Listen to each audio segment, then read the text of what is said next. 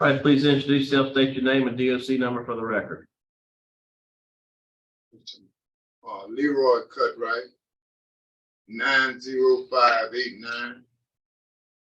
All right, Leroy, my name is Brendan Kelsey. Along with me is Mr. Alvin Roche and Mr. Pete Freeman will be your panel. Explain the process to you, read some information to the record, have a parole hearing, ask you some questions. You can respond at the end. You can make a statement. We'll take a vote. You understand the process? Yes, sir. All right. Leroy Cutright, DOC number 90589. You're a third class offender. Parole eligibility date 3/24/2023.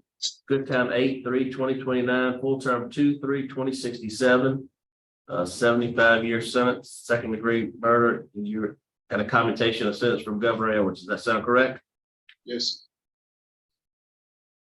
It looks like we have Carrie will speak, Carrie Myers will speak, and we have a couple other folks that speak. Norris is here, Alice Harris, Corliss Cutright.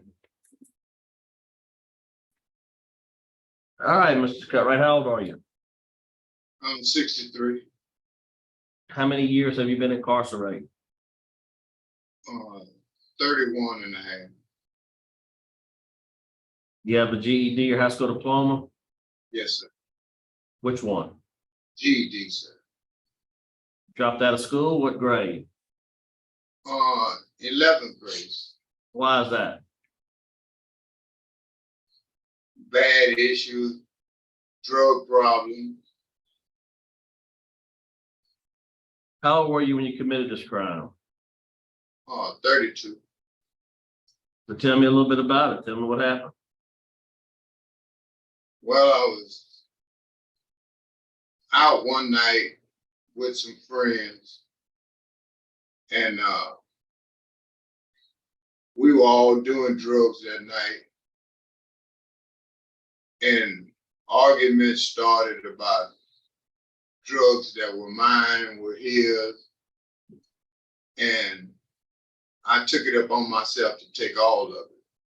So, and a big fight started,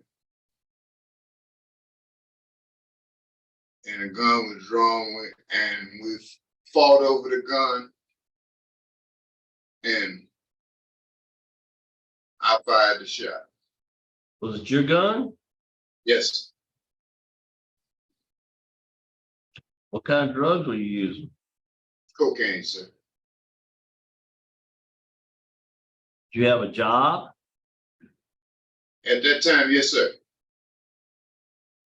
You were just a cocaine dealer or a user or both? Both.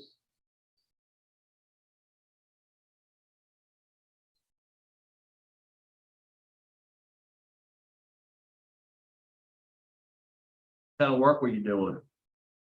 I was doing mostly masonry work and a little construction work.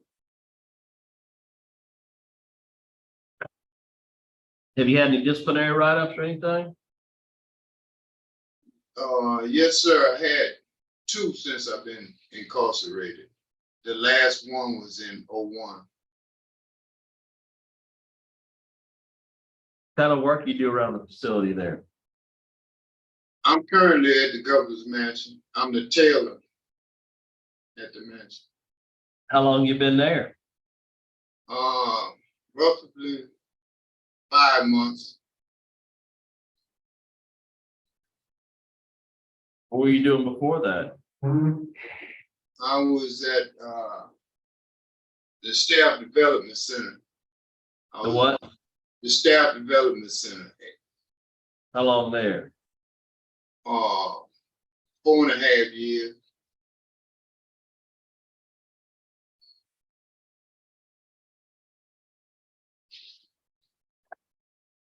What's your plans if you to be released? Where you gonna go? What you gonna do? Well, I'm right now. I'm married, and my wife has made plans for us to be in Tangible Hope Parish, Kentwood. Going to stay there, but parole project first. So your wife from Kentwood, you said? Yes, So you're gonna move there, what are you gonna do? You gonna work or what you gonna do? What's your plan? well, just the other day, I recently got some information from a friend that I can, get a job at this place over there in Kentwood, and, he said he would roughly hire me. What place is that? It's the co-op in Kentwood. Okay. Where did this accident happen? Where did this crime occur? In Shreveport. Captain, you got any input for us? Yes, sir. You can't tell it by the conversation y'all having right now, but Cut's pretty outgoing around here. He has a very vibrant personality. Before going to the mansion, he was the landscaping guy here, and he took care of the chapel and our administrative building. He did all kind of volunteer work around the compound. Then they recruited him to go to the governor's mansion because of his work with the leather and his what do you call that? Tailoring abilities. So I'm happy for him. I'm excited to see what the future holds for him. And he is a very valuable member of our community, and he is also a great dancer. There you go. Nothing wrong with that. Thank you, sir. You're welcome. All right, we'll hear from Carrie Myers. Carrie Myers, the Louisiana Parole Project. Mr. Cutright is applying that parole project. I can tell you that personally, I've known Mr. Cutright when he was in Angola. He worked at, even there, he worked at the dog pen. He was very trusted. Mr. Cutright has not wasted his time from the corporation. He's completed anger management and living in balance. He earned a GED in 2009. He's got numerous letters of commendations. He's got a low tiger score. He's been involved in athletics while he was there, volunteering, doing officiating, which is not something I would have ever wanted to do. Officiate a game of anything, but it takes a lot of patience and a person who's committed. But you can tell, I say that in jest, you can tell how he valued there at the state police barracks. He's obviously, he worked at the governor's mansion. He's very trusted. The department, right, has a strong plan. He has strong support. The Parole Project is here to help him through this transition. And we just asked, based on everything that he's been getting through the party board, through the governor's office, and this board, grant him this program. Ask you a question. If he's unable to secure employment, will y'all help him try to get something in that area? Yes. All right, we'll have a brief comment from Mr. Norris. Good morning again. Well, yeah, still morning. It's kind of funny because Carrie mentioned about Leroy officiating games. Actually, that's how I actually met Leroy, officiating the football games. And we had this love-hate relationship between him calling the games and me coaching the team. But we've become friends over the last 40 years of our interacting with each other. I visit the barracks a lot to visit somebody else there, but I get the chance to see Leroy and several other the guys who was all in Angola with us. And I think Leroy is kind of like long overdue. I think he's kind of like understood what he was doing. It was kind of, and I'm glad the captain spoke up, because when you asked him how long he'd been there, he was just thinking you was talking about how long he's been the tailor at the mansion, not how long he's been at the actual barracks. And so he'd been there a while, and he's just like the captain say, he's been consistent with being the individual that we know he is and can be. And again, I'm here because I want to assure the board that I would do everything in my power to help Leroy transition back into a community. Thanks. Thank you. All right, we have from Corliss, Cutright.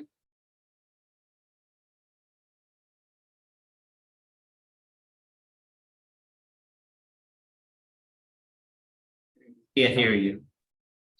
Can you hear me now? Yeah, we can now. Yes, ma'am.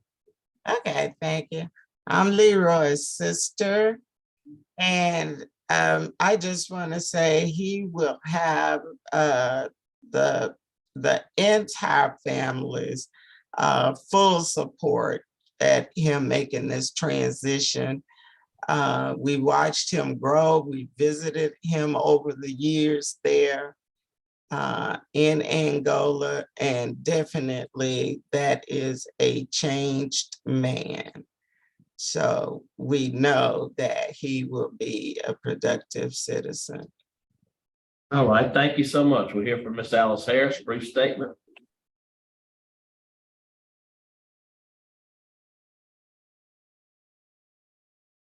You're on mute. Okay, Good morning. Good morning. I am Leroy's aunt, and I am just here to further reiterate what Carlos has said. He has the entire family's support. And really, truly, in my heart, I believe he has been rehabilitated by the Louisiana penal system.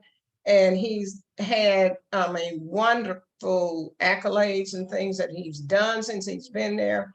When I attended the last hearing, I was just amazed at all of the programs that he had gone through. And I do believe when he is released, that he will be a productive citizen, a concerned citizen for the community. And there will be no incidents of recidivism with him, because I really believe that he has been changed. all right, thank you. Thank you so much. All right, Leroy, would you like to make a statement on your behalf? Yes, sir. I've made some bad decisions over my lifetime. And this was made late in my years. I was a grown man. I was supposed to make better decisions than that. I sit and I thought about it over the last 30 years, 30 some odd years. Not only did I hurt this family, but I hurt my family, my friends, and I hate it. I figured out a way just to ask for forgiveness. Ask somebody to help me, show me something else. And I see that in myself now. I can show myself this.